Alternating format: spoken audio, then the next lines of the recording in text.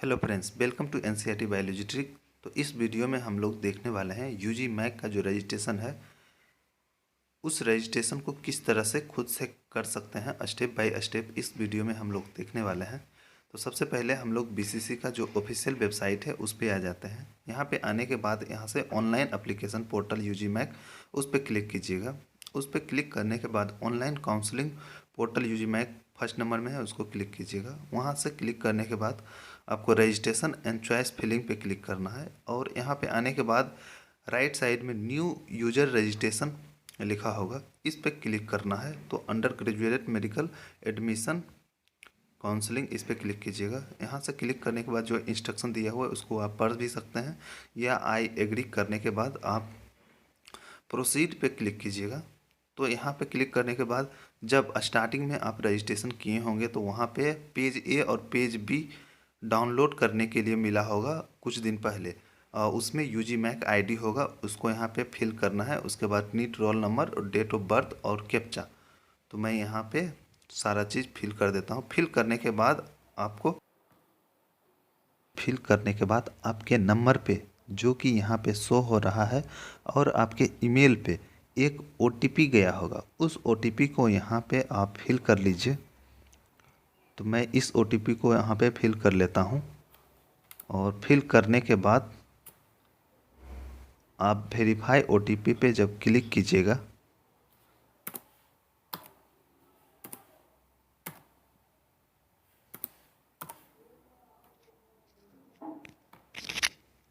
तो यहाँ पे क्लिक करने के बाद आपको एक न्यू पेज ओपन होगा जहाँ पे इंटर लॉगिन पासवर्ड बोला जाएगा। उसके बाद न्यू पासवर्ड, उसके बाद कंफर्म पासवर्ड, उसके बाद सिक्योरिटी पिन। तो यहाँ पे आप देख लीजिए जो पासवर्ड बनाना है वो 8 से 13 अंक का होना चाहिए और एक अपर लेटर, लोअर लेटर और यूनिक लेटर और न्यूमेरिकल सारा चीज़ होना चाहिए यहाँ पे। तो आप पहले उस पासवर्ड को साइड में लिख लें, उसके बाद यहाँ पे फिल करें।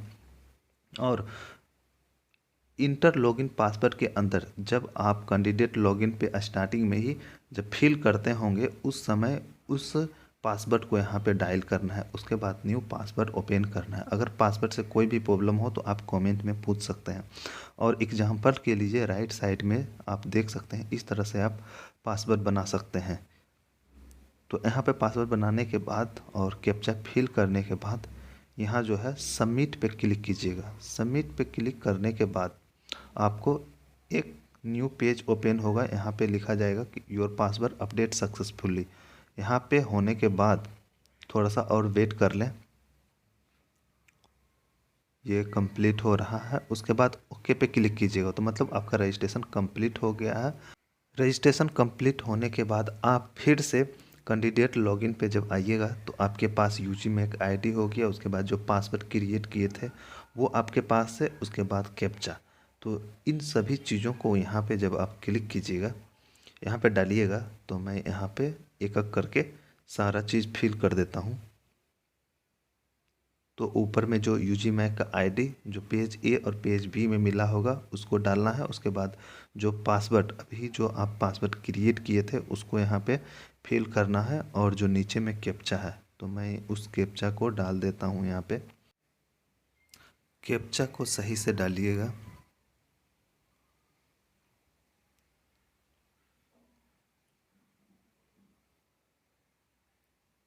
तो मैं उस कैप्चा को यहाँ पे डाल रहा हूँ।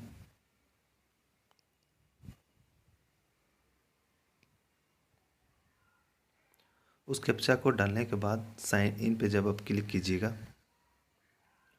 साइन इन पे क्लिक करने के बाद आपको इस तरह का इंटरफेस देखने के लिए मिलेगा। यहाँ से आप रजिस्ट्रेशन डिटेल देख सकते हैं।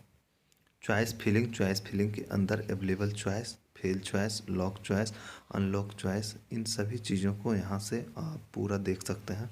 उसके बाद जो सीट अलॉटमेंट है यहाँ से हर चीज़ के बारे में देख सकते हैं। उसके बाद नीचे जो है वो 5 पॉइंट में कुछ इंस्ट्रक्शन दिया हुआ है। तो यहाँ से आप इसको एक बार ज़रूर पढ़ लीजिएगा, क्योंकि कोई भी इन्फॉर्मेशन अगर आप नहीं पढ़ते हैं और डायरेक्ट उस चीज़ को करने लगते हैं तो हो सकता है कोई मिस्टेक हो जाए। तो इसलिए आप इन चीज़ों को पढ़ लीजिएगा। मैं एक बार बता देता हूँ कि आप रजिस्ट्रेशन डिटेल यहाँ से चेक कर सकते हैं। उसके बाद फिल चॉइस कर सकते हैं। उसको ऐड करने के बाद आप उसको ऊपर नीचे कर सकते हैं हर चीज़ को। उसके बाद फिल चॉइस को लॉक कर सकते हैं, अनलॉक कर सकते हैं। अगर आप इसमें चॉइस लॉक नहीं करते हैं और छोड़ देते हैं तो आपका जो चॉइस है वो ऑटोमेटिक लॉक हो जाएगा। इसमें घबराने वाली कोई बात नहीं है। उसके बाद हम लोग देख लेते हैं फिलिंग चॉइस किस तरह से किया जाता है। तो चॉइस फिलिंग के अंदर आने के बाद आप यहाँ से फिल चॉइस पे क्लिक कीजिएगा।